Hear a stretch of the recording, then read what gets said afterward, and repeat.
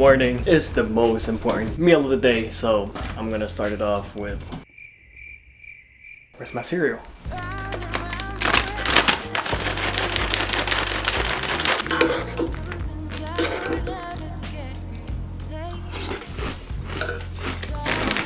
So it's got like a bunch of different things.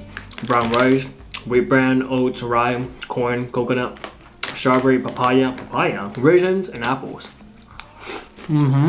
This is one of those that I'm probably gonna be obsessed about for a very long time. So today I'm super excited because my friend Duyen is gonna come over and she's gonna teach me how to make Banh Cuon. This is one of those dishes, Vietnamese dishes, that's really hard to make. Most people don't know how to make it. It really takes a skill and it takes patience to learn how to make it. So I'm super excited because she is a professional chef and founder of a wine company here in LA called Bondo. If you guys want to, I'll link everything in the description box below so you guys can check it out. I'm very excited to learn this, and instead of just learning it, I was like, do you mind teaching my viewers how to make it? And that says a lot. So I'm very excited to see how to make it. I'm gonna give it a try. I don't have high hopes because this is a dish that takes practice and a lot of failure until you get it right. So I'm excited.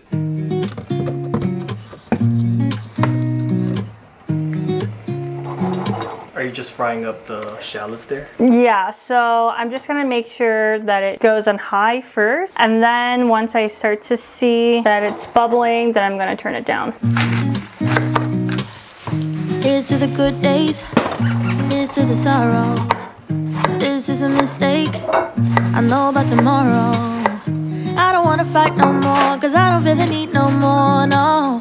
Just wanna make it stop. Maybe it's something in the water, or maybe we just hit the end of the road. Right now it doesn't even... You wanna make sure to toss them around as well because they're gonna fry unevenly.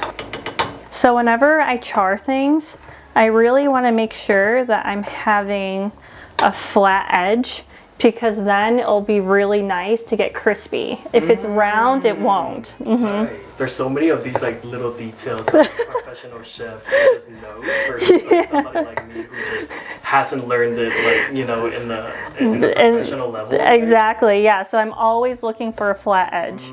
Is broccolini usually in Banh Cuon?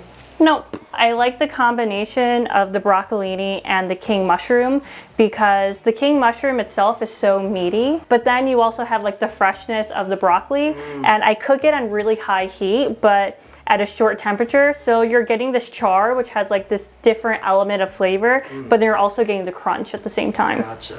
I think that's a really nice thing about Vietnamese food in general is that it's super customizable. Let's work on the mushroom.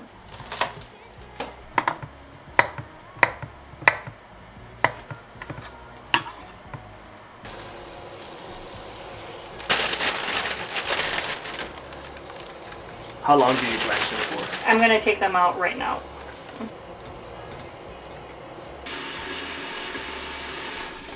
For this pot, the two things that I was looking for is one, I wanted there to be a little bit of space between the top and the handle because we're gonna put this duck lamp in between. Second thing is that for the lid, you want there to be a curvature because you don't want it to actually touch the steamed rice rolls, and you also want the steam to go on the side. This is just like a silk like fabric, and I got this at Joann Fabrics. There's one side that's a little bit more like matte and the other more glossy, so we're gonna use the matte side. Interesting. Yeah. I used cotton the first time I did it. It didn't work as well. What difference does it make when it's It cotton? was just like, it was more porous, so I felt like more water was coming on top. And the second thing was that it just wasn't as smooth, so I felt like it was sticking to the batter a little bit more. I see. And I'm gonna tighten it as much as I can. I'm gonna take a little screwdriver, tighten it. That is so cool.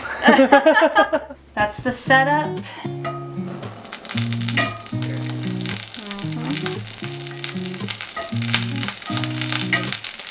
Here's to the good days, here's to the sorrow. This is a mistake, I know about tomorrow. I don't wanna fight no more, cause I don't really need no more, no. I just wanna make it stop.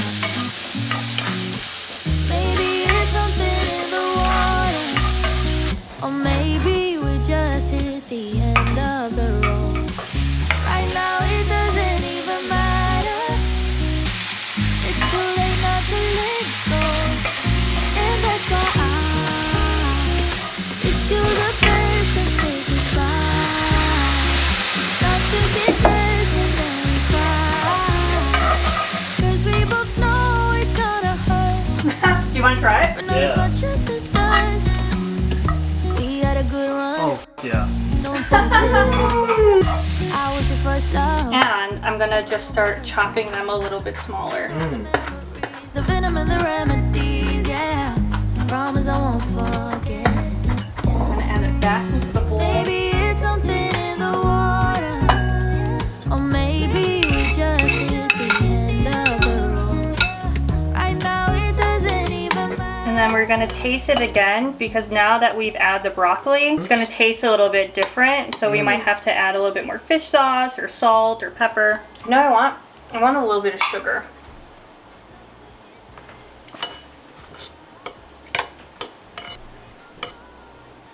This is kind of, it's called a silpet. If you don't use this, like a stainless steel like pan, Okay. yeah, like a tray, works just as well. Okay. So this is the shallot oil we're putting down. So, Okay. to start, the reason why we're using the coconut ladle is that it's going to give us a couple extra seconds because we're going to spread the batter on top of here.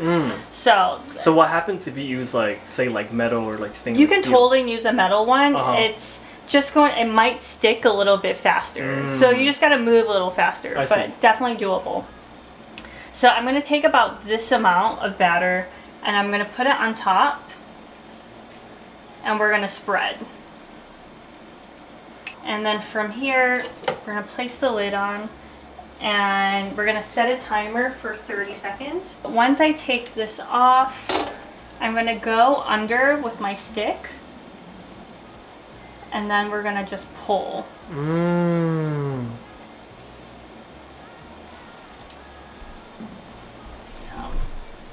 And then we're gonna go over here and the side that was on top, we're gonna put that side down.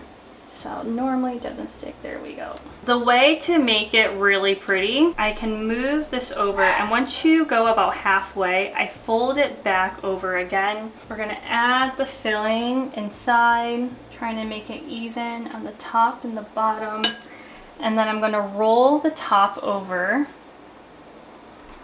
And then from here, I'm going to roll this, and then I'm going to roll it again. So then you can really see what's inside underneath here, and all of the extra sheet is underneath.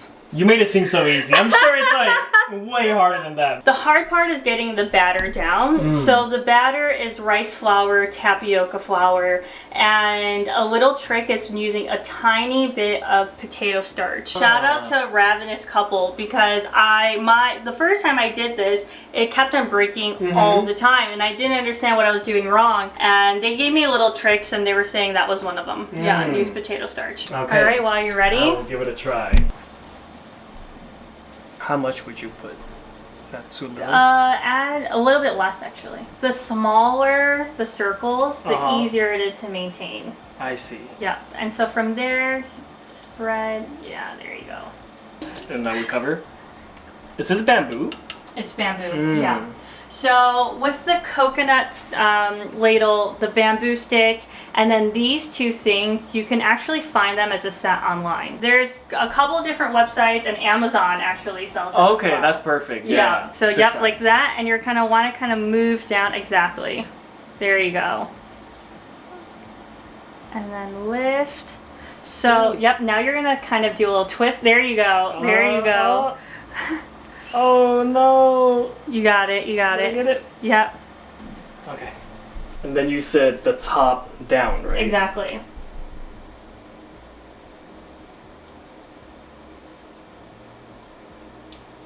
Okay, look at you. If you guys need a teacher, I am here. Oh, Okay. perfect. So you said roll it in In halfway, and then out here. and then And roll one it more? again a little bit. Yeah, there you go. Well, Perfect. A little bit less filling. there. Okay. How's that? Is Better. that still too much? And then just try and make it even, the top and the bottom. Yep. Okay. And then you're going to fold the top and bottom in, kind of like a burrito. Oh, this is actually the hard part. A little hole. Yeah, a little hole. But you know what? Honestly, really good for your first time. Really good for your first time. Yeah. I will eat this one.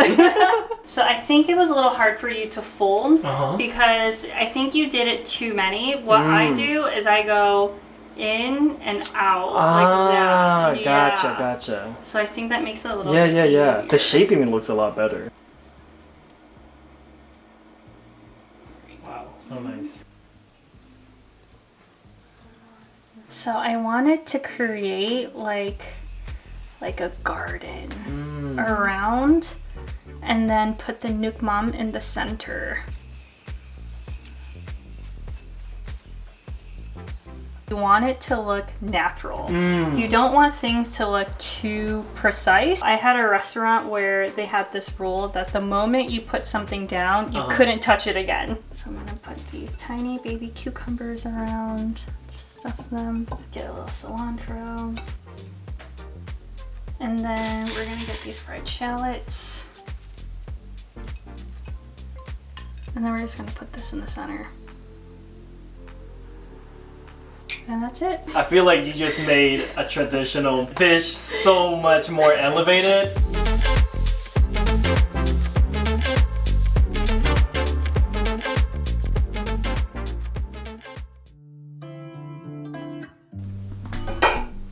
Let's eat. So as a home cook, when I'm cooking, I like never write things down. For you, do you find yourself writing little tips and tricks that you learn along the way? I think tips and trick not so much because normally there's a light bulb moment of oh, okay, I get it. But for recipes, it depends what it's for. If I'm cooking at home, not really. If it's for like an event or a tasting menu that I'm doing, I write everything down because one, I never cook the same menu. So I normally have an idea of what a dish will kind of taste and feel like in my head. Most of the time, the first time I make it, it's never the same. It's like weird or you know. And so I have to write everything down to figure out what went well and like what went wrong. The texture is so nice. Slippery, yeah, chewy. But then you get some crunch, a little spiciness, like fish sauce, veggies. Yeah, I love this dish. What's one memory that comes to mind when you eat Banh Cuon? Growing up, I didn't live in like a huge Vietnamese community. My parents and I, we would go to New York City or we'd go to Philadelphia. You know, you'd go into like the little delis and you'd see Banh Cuon like all like set up like right in front. It gives me such great memories, like being able to go to like all these Vietnamese restaurants or community and just like, you know, especially the delis where you have all the banh mis and like all the different types of buns and like that was kind of like I looked forward to that so much because I just didn't have that at home. Well, thank you so much for showing us. Of course. Yo, this LA weather has been, it was just sunny and then now it's super cloudy. But I hope you guys enjoyed today's episode. If you guys want the written version of the recipe, I'll leave it down below so you guys can check it out. As you saw, Duyen is a great chef and she started her own dinner series called Duyen's Friends here in LA and New York. So if you guys want to experience it with your group of friends or maybe your family, highly recommend it. I've experienced it myself and it's life-changing. That's about it. I hope you are super hungry by now and see you in the next one. Peace.